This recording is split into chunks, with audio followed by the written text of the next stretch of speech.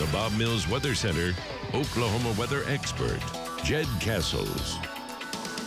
Jed, kind of enjoying the cooler temps, sticking around in the mornings. It's kind of nice out here. Oh, it is so nice. You know, we've now hit this last week of September, going into early October, and the stretch of weather, we got it on cruise control. Really great conditions, cool to mild mornings, warm to hot daytime highs. Kind of some classic late September weather. It's very dry, though, so the story we have to watch out for is going to be fire danger. Had some fires yesterday, and we'll probably have some more today. Just got to watch it out there today. That's going to be our main story until we can get some good rainfall, and no signs of that. So our weather, quiet. That's what it looks like in Oklahoma. Quiet all across, well, the majority of the country. All the actions down here to our south and east. This is Hurricane Ian. Ian now a Category 3 hurricane. Ian, when we talked about it this time yesterday morning, was a tropical storm. So the last 24 hours, it has strengthened mightily here down across the Caribbean.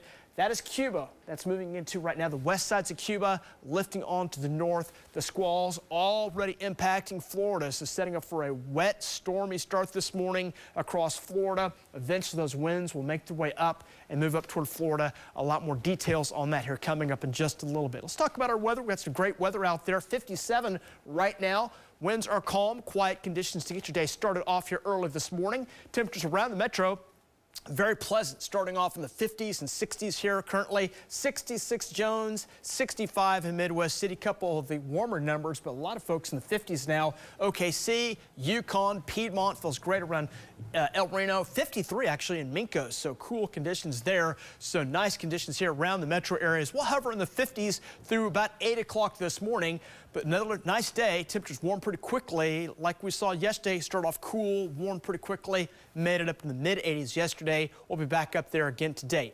57 8, 72 10, near 80 by lunchtime. Bright sun, and 87 will be your high as our winds will be southwest, picking up about 10 to 15. May see a few gusts today up near 20s, so we'll have to watch out for some fire danger here in the central part of the state as well. 50s and low 60s cover most of the metro area right now. Some 40s up toward the Miami area. Winds right now are light as well for most spots, calm to about 5 miles per hour for most spots. A few spots are sustained up around 10 out toward Clinton and the Hobart area right now. So let's focus in on Hurricane Ian, which is now a Category 3 hurricane at the latest update, moving up onto the Cuban coast. It's just pummeling the Cuban coast right now, lifting northward. It'll move across the coast this morning, then move out to sea by afternoon, and that will re-strengthen as the waters here down in the southeast sides of the Gulf of Mexico are very warm. They're between 85 and 90 degrees.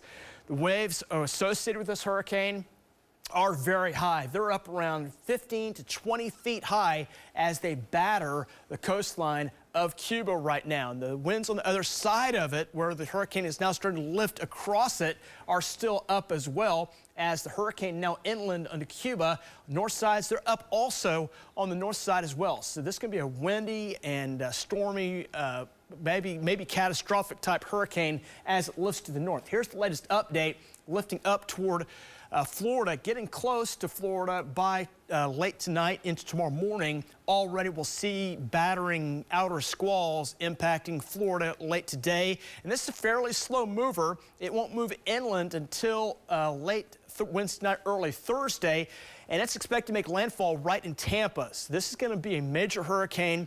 Could be a catastrophic hurricane. Could keep its strength up to a 4 as it moves up the coastline. If it moves in, again, major damage is expected in Florida. Power outages, coastal destruction, and so they'll be seeing lots of issues with it there. Here's the motion on it. Here's the storm surge risk as that wind whips across the southwest sides of the Florida coast. That's going to create some waves that will be maybe up to 6 to 9 feet high, battering the coast. Could be as high as 12 feet up in the Tampa areas. That's going to be a major hurricane there lifting in. Our pattern, pretty quiet. Northwest flow is on the way, and that means quiet conditions for us.